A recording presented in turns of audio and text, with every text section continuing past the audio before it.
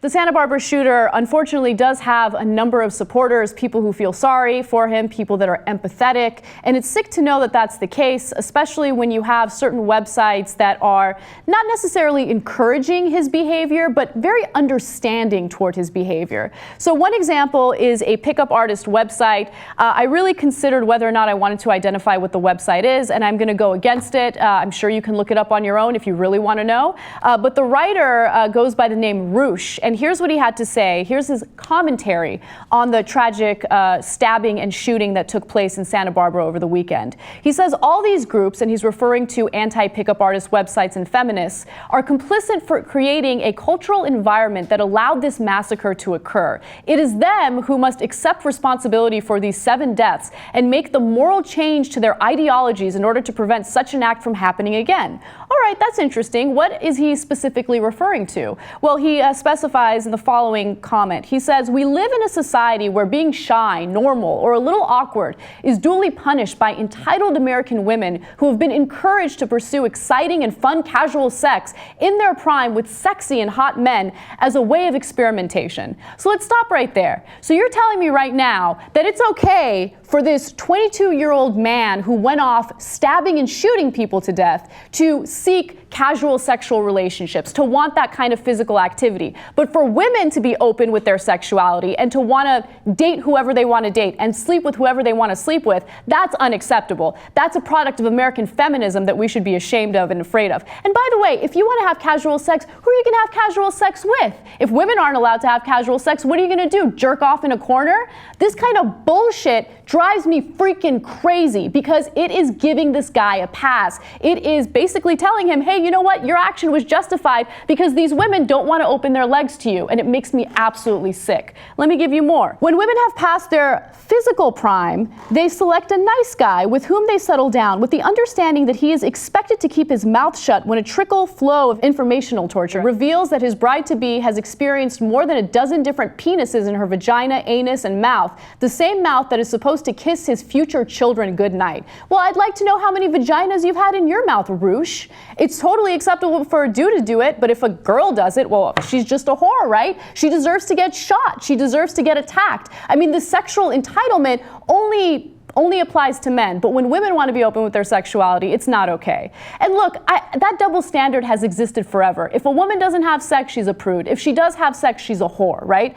But what makes me so sick is that this guy is writing this almost in defense of what this guy did, and it makes me sick. It's shifting the blame from something that might be legitimate, like gun laws, lack of mental health, what have you, and shifting that blame onto women. Women didn't do anything wrong. How insulting is it to the people who died as a result of that madman? Let me give you more.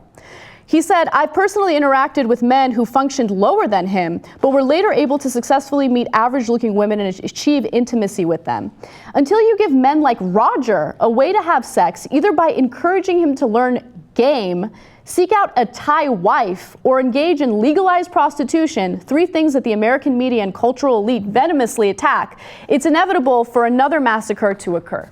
So that's his commentary on a tragic, depressing story. Shift the blame onto women, shift the blame onto the fact that, hey, this dude couldn't legally find a Thai wife, and go ahead and blame the victims in this case. It's absolutely sick and maddening that there are people out there that think that kind of thought and that type of ideology is acceptable or okay. And someone needs to stand up and give them a middle finger and tell them, no, that is not the right way. You are not entitled to have sex with whomever you want. You are not entitled to force or manipulate someone into having sex with you. That goes for both men and women. It has to be consensual. And in a day and age where we're dealing with rapes on college campuses and inaction when it comes to testing rape kits and actually prosecuting rapists, it makes me sick to my stomach that an asshole like this can post something about a tragic event that occurred over the weekend. You know what also goes along with this? It's a lot of times it's put on this weird guy who can't get a girl. Mm-hmm. And I'm telling you, I noticed this a good percentage of the time.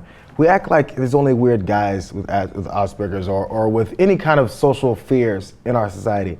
There are women who cannot get a man. There are women who can't get a guy to sleep with them. There's women who are awkward and shy and wear their clothes funny, and guys go, mess with her, and it happens. But they don't have this this thought process of, man, fuck society. How come no guy will sleep with me? Yeah, I'm weird. Yeah, my glasses are crooked. Yeah, I do this and I do that. And I drive a weird car, but guys won't sleep with me. They don't have this thought that they need to now destroy everyone around them because they're unhappy. And there's plenty of women. Weird people aren't just guys. Right. Some weird people are women too, and they don't get any relationships either.